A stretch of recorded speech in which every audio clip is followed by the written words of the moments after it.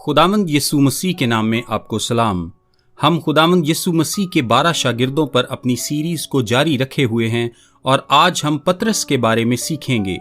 खुदा कैसे एक रहनुमा या लीडर को तैयार करता है, क्योंकि पतरस ही कलीदी शागिर्द था। अमाल के पहले 12 बाब उसी के गिर्द घूमते हैं। वो पेंतीकोस्त के दिन मनादी करता है, वही हैकल में सबसे पहला बड़ा मोजज़ा करता है, वो सदर अदालत का सामना करता है और ये ही वो शख्स है जिसमें से खुदा एक रहनुमा पैदा करने को है। खुदा कैसे एक रहनुमा को तैयार करता है, ये बात बहुत अहम है। खुदा ये कैसे करता है, क्योंकि खुदा आज भी कलीसिया में रहनुमा तैयार कर रहा है। ताहम वो ऐसा कैसे करता है, इस सबक को समझने के लिए पतरस वाकई कलीदी हैसियत रखता है। चारों अनाजील वाकई पतरस के बारे में बातों से भरपूर हैं। मेरे कहने का मतलब है कि वो हर जगह मौजूद हैं। यीशु के बाद अनाजील में कोई नाम भी इतना ज्यादा इस्तेमाल नहीं हुआ जितना पतरस का हुआ है। किसी ने भी इतनी ज्यादा गुफ्तगू नहीं की जितनी पतरस ने, और किसी से भी खुदावंद ने इस कदर गुफ्तगू नहीं की जितनी पतरस से। किसी शागिर्द की भी खुदावंद से इतनी सरजनिश नहीं हुई जितनी पतरस की, और ना ही किसी ने यीशु को नसीहत करने की कोशिश की थी सिवाय पतरस के। कोई शागिर्द कभी भी इतनी दलेरी से और साफ गोई से मसीह के खुदावंद होने का इकरार नहीं करता, और ना ही कोई इतनी दलेरी से उसका इनकार करता है जितनी दलेरी से पतरस ने किया। वो हमेशा एक मुइम्मा बना रहता है। किसी की भी इतनी तारीफ नहीं हुई और ना ही किसी को इतनी बरकत मिली जितनी के पतरस को, और ना ही किसी और को शैतान कहा गया सिवाय पतरस के। किसी भी और की निस्बत पतरस से कहने के लिए यीशु के पास सबसे ज्यादा सख्त अल्फाज थे। ताहम ये उसे वैसा शख्स बनाने ही का एक हिस्सा था जैसा यीशु उसे बनाना चाहता था।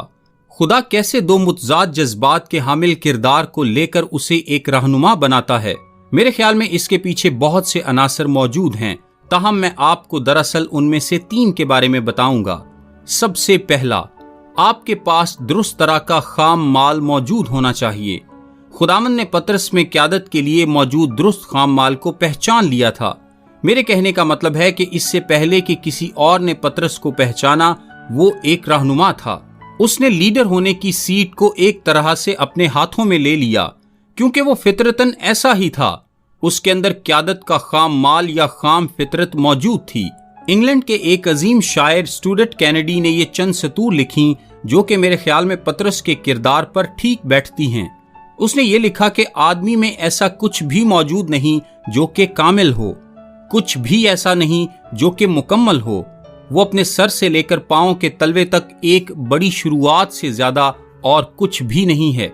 और पतरस वाकई एक बड़ी शुरुआत ही था। वो ऐसा ही था। मेरे कहने का मतलब है उसके अंदर क़यादत की सलाहियत पहले से मौजूद थी।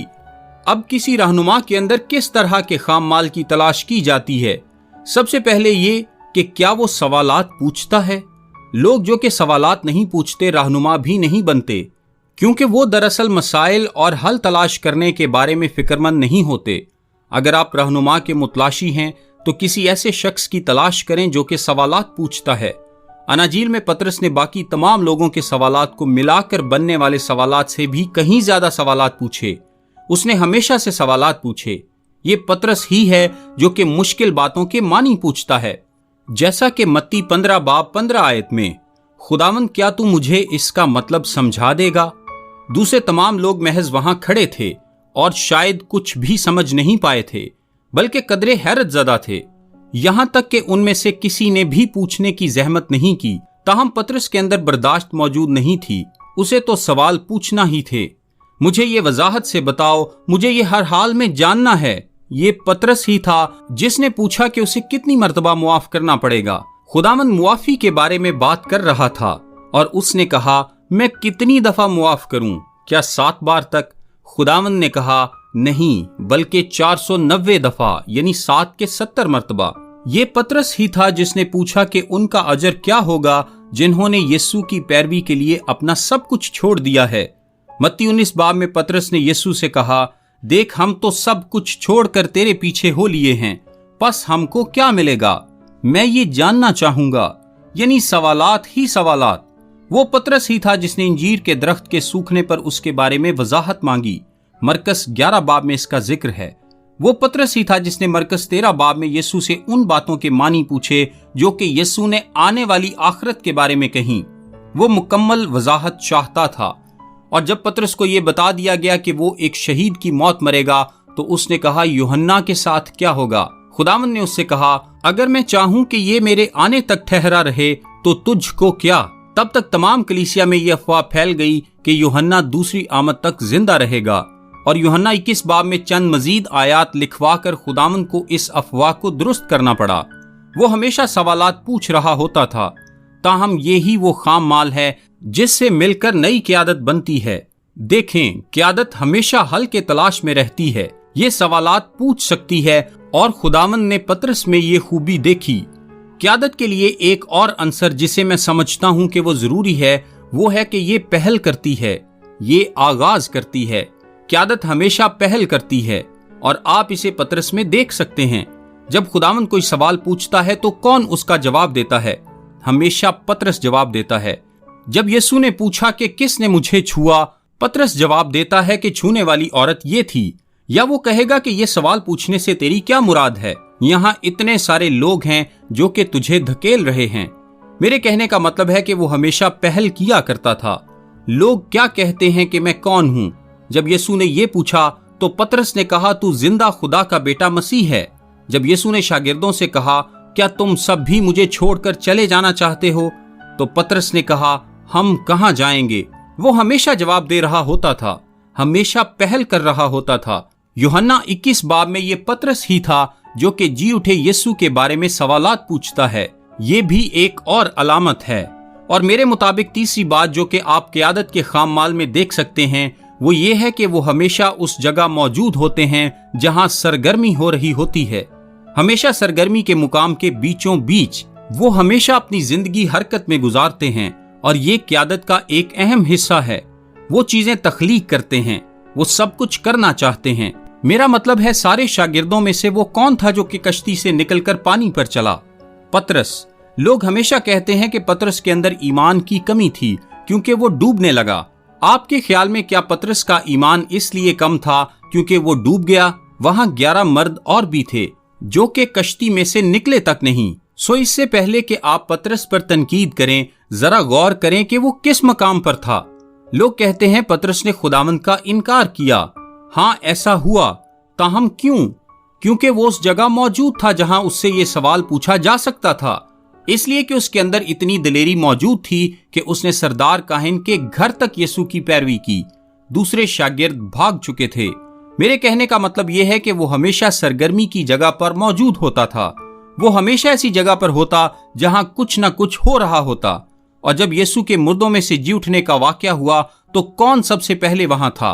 पतरस और यूहन्ना वहां पहुंचे, और पतरस वहां खड़े यूहन्ना से भी आगे बढ़कर भागते हुए कब्र के अंदर तक चला गया। यूहन्ना, जैसा कि आप जानते हैं, जब करीब पहुंचा तो उसकी रफ्तार में कमी आ गई, और पतरस बिल्कुल उसी जगह पर जाकर रुका जहां सब कुछ वाक़े हुआ था। मेरा ख्याल है कि खुदावंद ने ये खाम माल देखा, यानी तफ्तीश करने और पहल करने वाली रूह और हमेशा सरगर्मी के मुकाम पर मौजूद होना। पतरस की मौजूदगी पर यह सब कुछ होता था। यानी मेरे कहने का मतलब यह है कि अगर आप अमाल की किताब के पहले 12 अबवाब में देखें तो जहां जहां पतरस जाता है उस जगह में अजीम काम होने लगते हैं। पतरस पर पैगामाउन था, जिसका मतलब है सुनना, जो कि बहुत आम नाम था। वो यूना या यूहन्ना का बेटा था। वो पेशे के एतबार से मछेरा था, और वो अपने भाई इंद्रियास के साथ एक गांव में रहता था जो बैतसैदा कहलाता था, और बाद में वो कफरनहूम में जा बसे। वो शादीशुदा था क्योंकि खुदावंद ने उसकी सास को शिफा बख्शी थी, और इसलिए भी क्योंकि पहला कुरिन्थियों 9 बाब में लिखा है, यहाँ पौलुस कह रहा है, क्या हमको ये इख्तियार नहीं कि किसी मसीही बहन को ब्याह कर लिए फिरें, जैसा और रसूल और खुदावंद के भाई और कैफा करते हैं। कैफा अरामी लफ्ज है जिसका मतलब है पत्थर। पतरस यूनानी लफ्ज है जिसका मतलब भी पत्थर है। वो शादीशुदा था, और पौलुस के कहने से ऐसा मालूम होता है कि मुमकिन है कि पतरस अपनी बीवी को मिशनरी काम के लिए साथ ले जाया करता था। वो शायद जहां भी जाता अपनी बीवी को साथ ले जाता था। वो शादीशुदा था, और वो एक मछेरा भी था जो कि शमाउन कहलाता था। आम नाम عام پیشہ، عام شادی شدہ حیثیت، تاہم اس کے اندر ایسا خام مال موجود تھا جسے خداوند نے دیکھا۔ اپنی فطرت کے باعث وہ بہت جلد بدل جانے والا شخص تھا، وہ ہمیشہ ڈگمگاتا رہتا۔ میرا خیال ہے کہ خداوند نے اس کا نام اس لیے بدلا تھا تاکہ اس کے ذہن میں یہ بات بٹھا سکے کہ وہ اسے کس طرح کا بنتا ہوا دیکھنا چاہتا ہے، اور اس نے اس کا نام بدل کر رکھ دیا جس کے معنی ہے پتھر۔ سو شروعات میں تو یہ نام ایک طرح کا تضاد ہی معلوم ہوتا ہوگا، پتھر، پتھر یہاں آؤ۔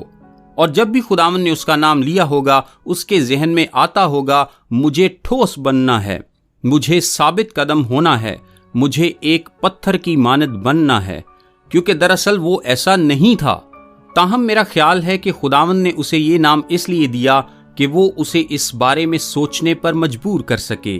ہر دفعہ جب خداوند اسے بلایا کرتا تو محض اس بات کے ذریعے کہ اس نے اسے بلانے کے لیے کون سا نام استعمال کیا، وہ سمجھ جاتا کہ خداوند اسے کیا پیغام دینا چاہ رہا ہے۔ اگر وہ اسے پتھر کہتا تو وہ اس کے ساتھ جڑے پیغام کو جان لیتا۔ اگر وہ شمعون کہتا تو اس کا مطلب تھا کہ پیغام کچھ اور ہے۔ اگر وہ کہتا شمعون پطرس تو اس کا مطلب تھا کہ وہ بیک وقت دو طرح کے جذبات میں گرفتار تھا۔ اسے شمعون بھی کہا گیا، شمعون پطرس بھی کہا گیا، اور پطرس بھی۔ یہ بات دلچسپ ہے، تاہم ایسا ہمیشہ نہیں ہوا، بلکہ یہ ایک عمومی جائزہ ہے کہ اسے ہمیشہ دو طرح کی صورتحال میں شمعون کہا گیا۔ پہلا دنیاوی معاملات میں، جیسا کہ مرکز پہلے باب میں کہا گیا شمعون کا گھر، یا لوکا 4 باب میں کہا گیا شمعون کی ساس، یا لوکا 5 باب 3 آیت میں شمعون کی کشتی، یا لوکا 5 باب 10 آیت میں کہا گیا شمعون کے شریک۔ اعمال 10 باب میں بھی کہا گیا کہ کرنیلیس نے شمعون کا گھر تلاش کیا۔ دوسرے الفاظ میں، اگر آپ دنیاوی لحاظ سے اس کے بارے میں بات کرنا چاہتے ہیں، یا اس کی کشتی یا گھر یا جگہ کسی بھی اور چیز کے بارے میں بات کرنا چاہتے ہیں، تو آپ محض شمعون کہیں گے۔ یہ زمین پر اس کا دنیاوی نام ہے۔ اب شمعون کا استعمال اس وقت بھی ہوا جب اسے اس کے گناہ کے لیے سرزنش کی گئی۔ یوں وہ دنیاوی اور گناہ کے اعتبار سے شمعون ہے، یعنی جب بھی خداوند اس کی گنہگار حالت کی جانب دھیان دلانا چاہتا۔ مثال کے طور پر لوکا 5 باب میں وہ اپنی مچھلی پکڑنے والی کشتی میں ہے اور وہ خداوند پر شک کر رہا ہے، اور وہ شاید آہستہ آواز میں بڑبڑا بھی رہا ہوگا، اور خداوند نے کہا کشتی کی فلاں جانب جال ڈال اور مچھلی کھینچ لا۔ اس وقت آپ اسے بڑبڑاتا ہوا سن سکتے ہیں۔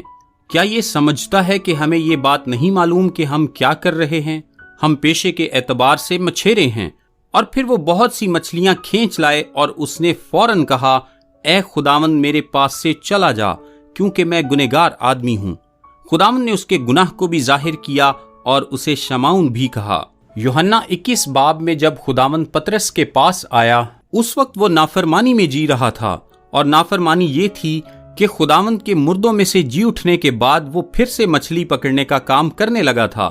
وہ منادی کرنے کے لیے بلایا گیا تھا، مگر وہ دوبارہ سے مچھلی پکڑنے لگا، اور خداوند نے ساحل کے پاس اسے 3 بار مخاطب کیا، شمعون شمعون شمعون۔ وہ گناہ میں جی رہا تھا۔ مرکز 14 باب 37 آیت میں بھی اسے اس کی گنہگار حالت میں شمعون کہہ کر پکارا گیا۔ وہ کوہ زیتون کے اوپر کے حصے میں موجود تھے اور دعا مانگ رہے تھے، اور یسوع آیا اور اس نے شاگردوں کو سوتے ہوئے پایا، اور اس نے پطرس سے کہا شمعون تو سوتا ہے، اور اس نے اسے سو جانے پر سرزنش کی۔ یوں اپنی گنہگار حالت میں اور اپنی دنیاوی پہچان میں وہ شمعون ہے۔ وہ ایسا ہی تھا، تاہم خداوند اسے پتھر، چٹان، ثابت قدم، بنیاد، ایک زندہ پتھر بنانے جا رہا تھا۔ ایسا پطرس خود اپنے پہلے خط میں کہتا ہے۔ اس طرح سے آپ پطرس کی تمام زندگی کا ایک خاکہ تیار کر سکتے ہیں، یعنی شمعون، شمعون پطرس اور پطرس۔ یہ منتقلی کا عمل ہے، اور میرا خیال ہے کہ یوحنا اسے جتنا جانتا تھا اس کے مطابق اسے شمعون پطرس کہہ کر مخاطب کرتا ہے، کیونکہ وہ اس بات کا اندازہ نہیں لگا پاتا تھا کہ آیا وہ شمعون کے طور پر عمل کر رہا ہے یا پطرس کی طرح۔ یہ پیغام ابھی جاری ہے۔ اب آپ اس طرح کا خام مال رکھنے والے شخص کو لے کر کیسے ایک رہنما بنا سکتے ہیں؟ سب سے پہلے تو آپ اس خام مال یعنی خصوصیات کو پہچانتے ہیں۔ آپ پہچانتے ہیں کہ اس شخص کے اندر کیا ہے۔ اور ہمارے خداوند نے اس کے اندر یہ دیکھا اور وہ تیار تھا کہ اسے ایسا شخص بنانے کے لیے وہ سب کچھ کرے جیسا کہ وہ اسے بنانا چاہتا تھا۔ اور اس سے ہم دوسرے نقطے پر پہنچ چکے ہیں۔ خداوند رہنما تیار کرتا ہے، سب سے پہلے درست قسم کا خام مال تلاش کرنے سے، اور دوسرے نمبر پر درست تجربات کے ذریعے سے۔ خداوند اس کی زندگی میں درست تجربات لایا۔ آپ سب سے زیادہ تجربات کے ذریعے سے سیکھتے ہیں، پس اس نے پطرس کی زندگی میں زندگی بدل دینے والے تجربات آنے دیے، کیونکہ اگر وہ اس شخص کو بدلنا چاہتا ہے تو ضروری ہے کہ وہ اس کی زندگی میں کچھ اہم واقعات ہونے دے۔ سب سے پہلے تو ہم اس کے بارے میں بات کریں گے جو کہ اس کا مکاشفہ تھا، اس کا عظیم مکاشفہ۔ یوحنا 6 باب میں یسوع گلیل میں موجود تھا اور وہاں اس نے اپنی ذات کے بارے میں یہ زبردست پیغام دیا کہ وہ زندگی کی روٹی ہے۔ کچھ لوگ اس کے پیغام کو نہ سمجھ سکے اور اس کے کچھ شاگرد اسے چھوڑ گئے۔ وہ اسے چھوڑ گئے اور مزید اس کے پیروکار نہ رہے۔ 67 آیت سے لکھا ہے، پس یسوع نے ان 12 سے کہا، کیا تم بھی چلا جانا چاہتے ہو؟ شمعون پطرس نے اسے جواب دیا، اے خداوند، ہم کس کے پاس جائیں؟ ہمیشہ کی زندگی کی باتیں تو تیرے ہی پاس ہیں، اور ہم ایمان لائے اور جان گئے ہیں کہ خدا کا قدوس تو ہی ہے۔ میرا ایمان ہے کہ یہ خدا کی طرف سے ایک مکاشفہ تھا۔ میرا ایمان ہے کہ خدا ہی نے اس کے منہ کو کھولنا شروع کیا اور اس کے منہ کے ذریعے سے بولنے لگا۔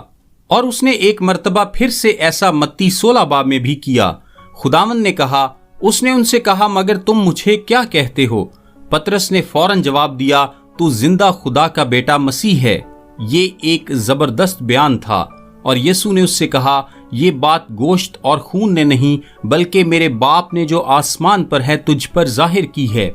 دوسرے الفاظ میں اس کے کہنے کا مطلب تھا کہ یہ مکاشفہ ہے۔ وہ اس شخص کو یہ بتا کر تبدیل کر رہا تھا کہ خداوند اس کے منہ کو استعمال کرنا چاہتا ہے، اور یہ کہ خدا اس کے ذریعے کلام کر سکتا تھا۔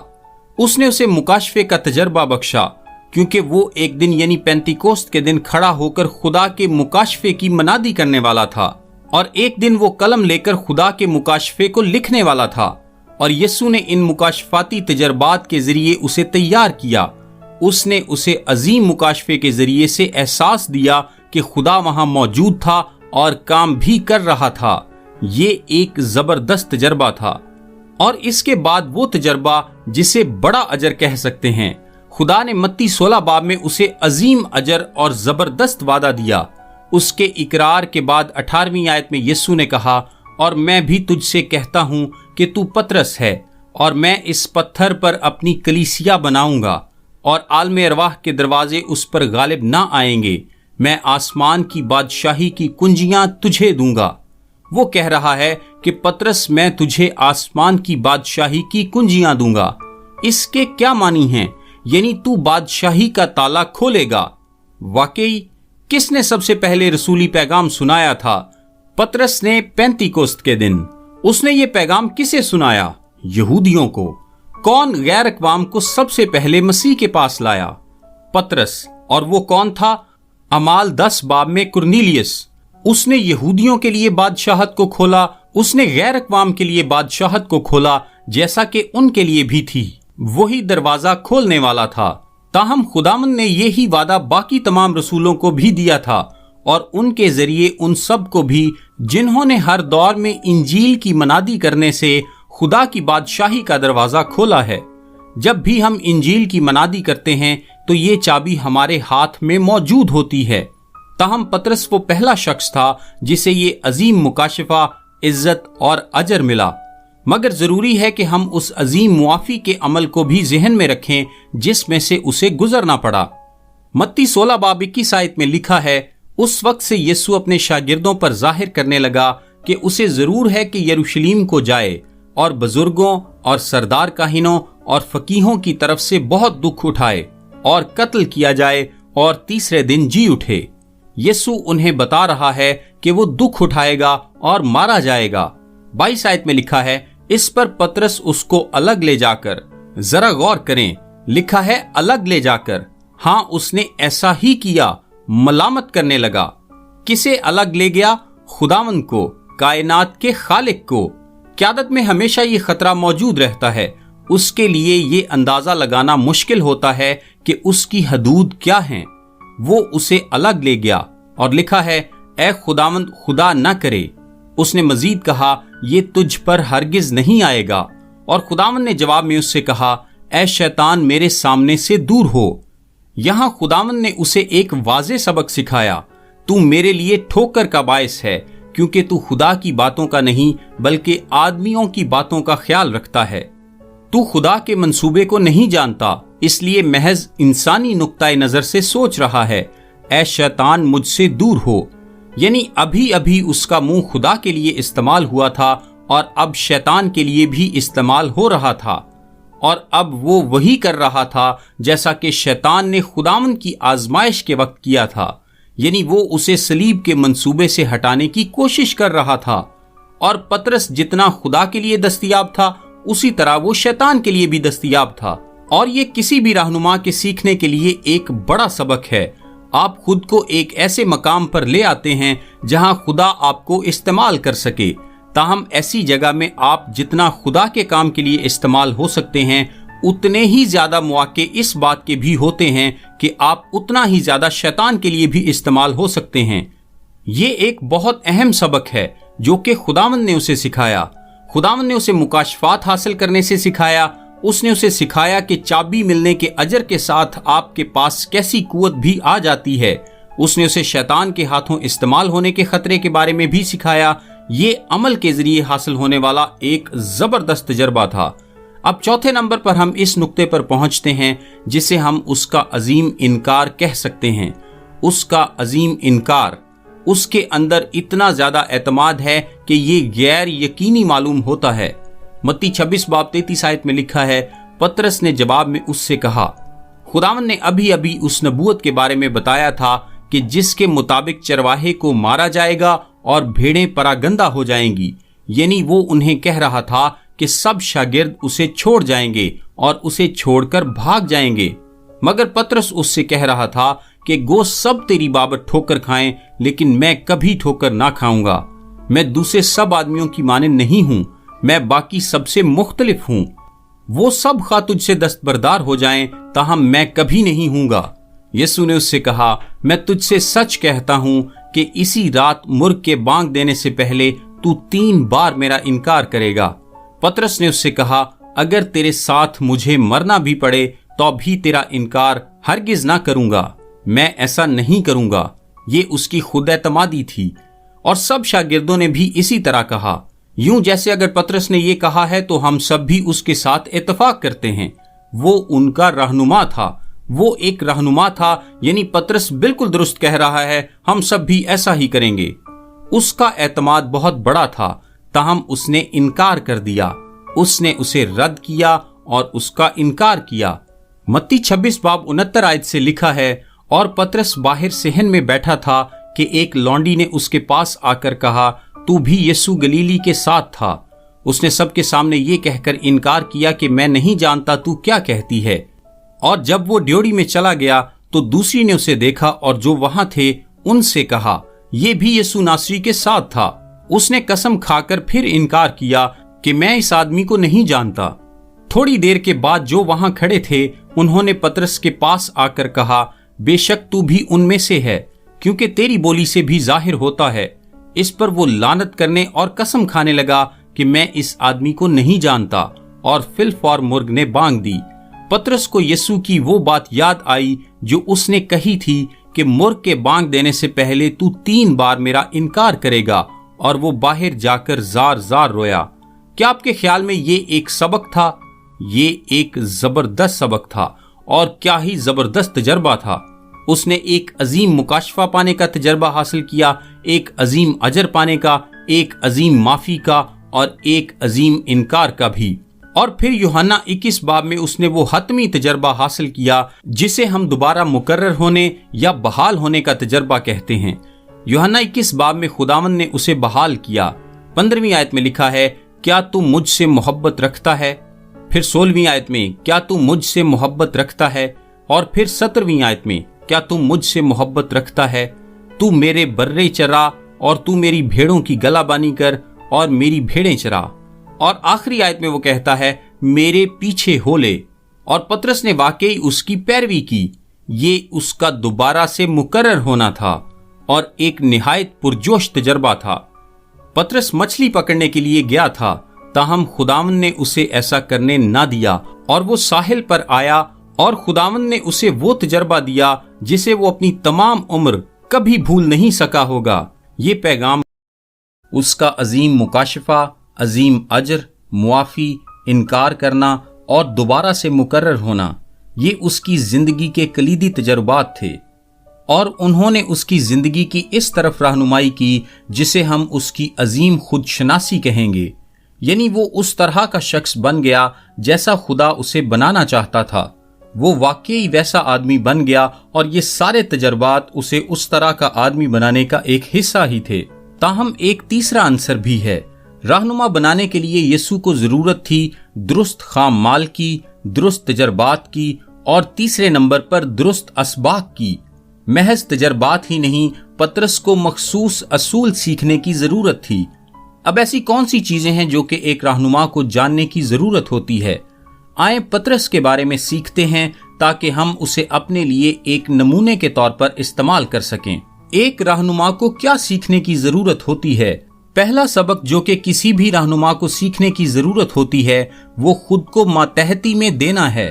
پس خداوند نے پطرس کو یہ سکھایا۔ متی 17 باب میں خداوند نے کہا، تو جھیل پر جا کر بنسی ڈال، اور جو مچھلی پہلے نکلے اسے لے، اور جب تو اس کا منہ کھولے گا تو ایک مسکال پائے گا، وہ لے کر میرے اور اپنے لیے انہیں دے۔ اب پطرس کی فطرت کو جاننے کے باعث ہم اندازہ لگا سکتے ہیں کہ پطرس محصول دینا پسند نہیں کرتا ہوگا۔ وہ رومی نظام کو خاطر میں نہیں لاتا ہوگا۔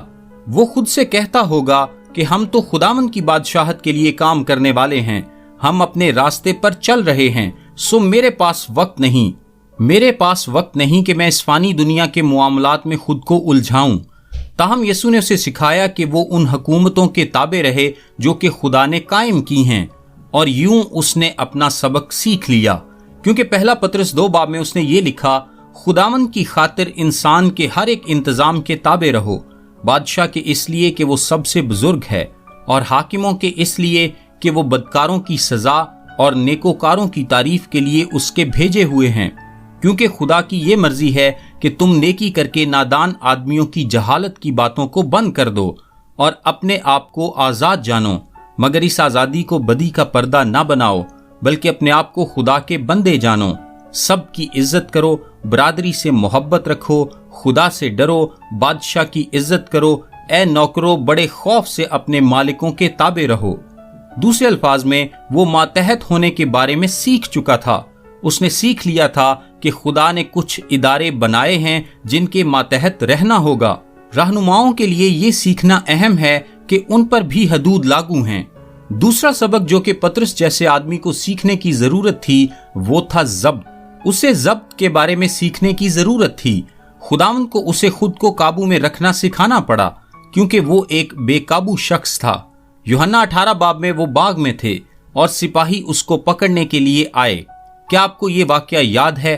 اور پطرس نے تلوار لی، اور بائبل مقدس میں لکھا ہے کہ وہاں ملخس نام ایک آدمی تھا جس کا پطرس نے کان اڑا دیا۔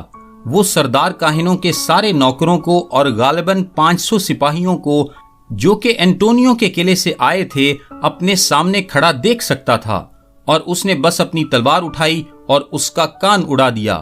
جہاں تک ہم اندازہ لگا سکتے ہیں اس کا نشانہ کان نہیں تھا۔ میرے کہنے کا مطلب یہ ہے کہ وہ کوئی سرجن نہیں تھا، اور نہ ہی وہ اس کے کان کا علاج کرنا چاہ رہا تھا، سو وہ یقیناً اس کا سر اڑانا چاہتا تھا۔ اس شخص نے گھبراہٹ میں اپنا سر جھکایا ہوگا اور اپنا کان کھو دیا، اور خداوند نے آگے بڑھ کر اس کے کان کو بحال کر دیا اور پطرس سے کہا، اپنی تلوار کو میان میں کر لے، کیونکہ جو تلوار کھینچتے ہیں وہ سب تلوار سے ہلاک کیے جائیں گے۔ آپ کو ضبط سیکھنے کی ضرورت ہے۔ خداوند کے منصوبوں کو پورا ہونے دیں، خدا کو ان سارے معاملات کے ساتھ نمٹنے دیں۔ سو کیا اس نے ضبط کرنا سیکھا؟ ہاں، اس نے سیکھا۔ پہلے پطرس 2 باب میں وہ کہتا ہے، اور تم اسی کے لیے بلائے گئے ہو کیونکہ مسیح بھی تمہارے واسطے دکھ اٹھا کر تمہیں ایک نمونہ دے گیا ہے تاکہ اس کے نقش قدم پر چلو۔ نہ اس نے گناہ کیا اور نہ اس کے منہ سے کوئی مکر کی بات نکلی، نہ وہ گالیاں کھا کر گالی دیتا تھا اور نہ دکھ پا کر کسی کو دھمکاتا تھا۔ دوسرے الفاظ میں پطرس یہ کہتا ہے کہ میں نے یسوع کو یہ کرتے ہوئے دیکھا۔ یسوع نے اسے خدا کی مرضی سمجھ کر قبول کیا۔ اس نے خود ضبط کیا اور اپنی زندگی کو خدا کے ہاتھ میں دے دیا۔ میں یہ سبق سیکھ چکا ہوں اور اب تمہیں سکھا رہا ہوں، یعنی اس نے ضبط کرنا سیکھ لیا تھا۔ ایک اور بات جو کہ رہنما کو سیکھنے کی ضرورت ہوتی ہے وہ ہے عاجزی۔ کیا اس نے یہ بھی سیکھ لی؟ پطرس نے کہا تھا، گو سب تیری بابت ٹھوکر کھائیں لیکن میں کبھی ٹھوکر نہ کھاؤں گا۔ اگر تیرے ساتھ مجھے مرنا بھی پڑے تو بھی تیرا انکار ہرگز نہ کروں گا۔ تاہم اس نے ایسا ہی کیا۔ اس نے اپنا سبق سیکھ لیا تھا، کیونکہ پہلے پطرس میں اس نے یہ الفاظ لکھے کہ خدا مغروروں کا مقابلہ کرتا ہے مگر فروتنوں کو توفیق بخشتا ہے۔ اس نے سیکھ لیا تھا۔ اس کے علاوہ رہنماؤں کو بعض اوقات قربانی کا سبق سیکھنا پڑتا ہے۔ پطرس سے ایک دن یوحنا 21:18 میں کہا گیا، دوسرا شخص تیری کمر باندھے گا اور جہاں تو نہ چاہے گا وہاں تجھے لے جائے گا۔ یعنی میں اس موت کے بارے میں بات کر رہا ہوں پطرس، جو تو میرے لیے مرے گا۔ تو ایک شہید ہوگا پطرس، تو ایک شہید ہوگا۔ کیا تو اس کے لیے تیار ہے؟ اور یہی وہ وقت ہے جب اس نے کہا، یوحنا کا کیا حال ہوگا؟ کیا وہ اس سے بچ نکلے گا؟ اس کا کیا ہوگا؟ اور خداوند نے کہا، اس سے تیرا کچھ سروکار نہیں۔ اور اس کے بعد اس نے اپنی بات پر زور دیتے ہوئے کہا، تو میرے پیچھے ہو لے۔ اور یہ وہ آخری دفعہ تھی جب یسوع کو یہ کہنا پڑا۔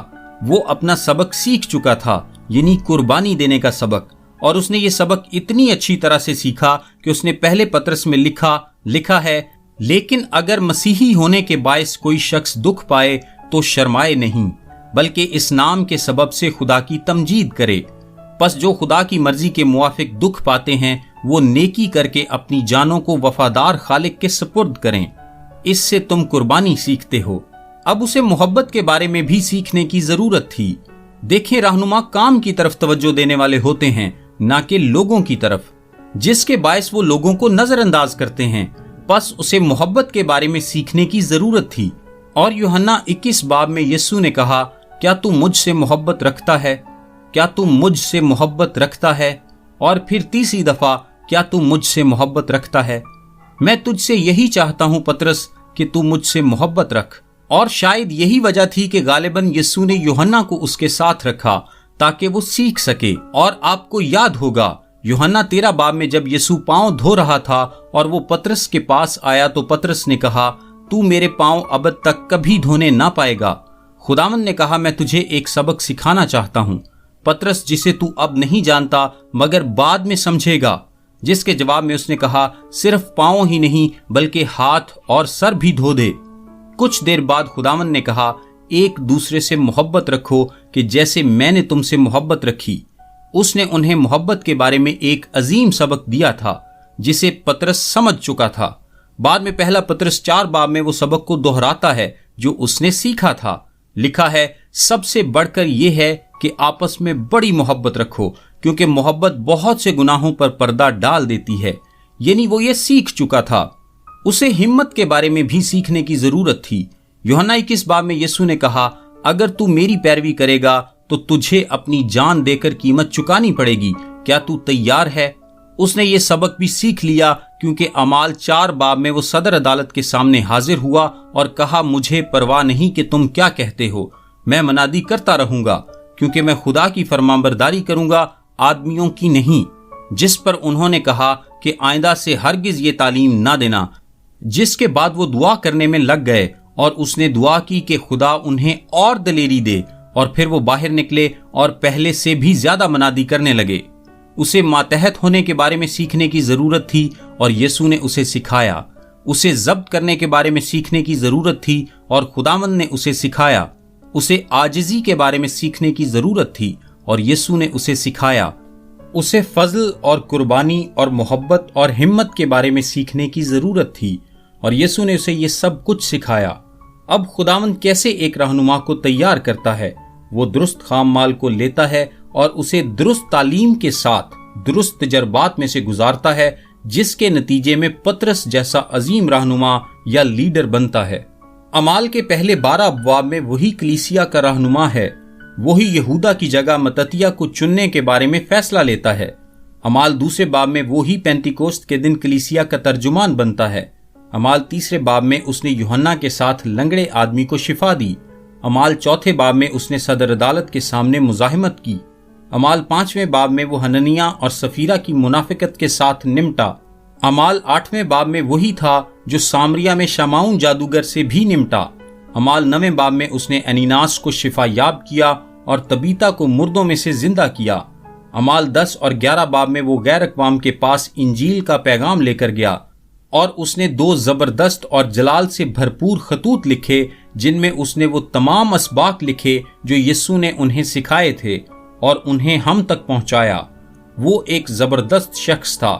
وہ ایسا شخص تھا جسے یسوع نے اپنے فضل کے ساتھ چھوا تھا۔ اس کی زندگی کا اختتام کیسے ہوا؟ روایت کہتی ہے کہ اسے ایک دردناک موت سہنا پڑی۔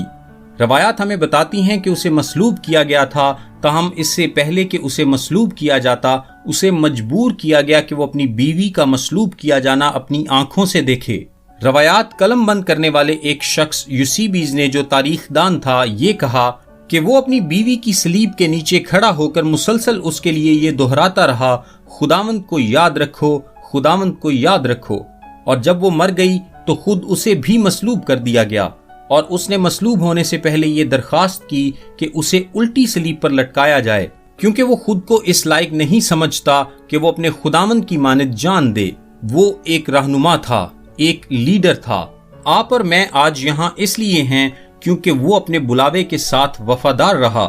خدا آپ میں سے بھی کچھ لوگوں کا خام مال لے کر اسے درست تجربات، تعلیم اور درست اسباق میں سے گزار کر ایک زبردست رہنما بنانا چاہتا ہے۔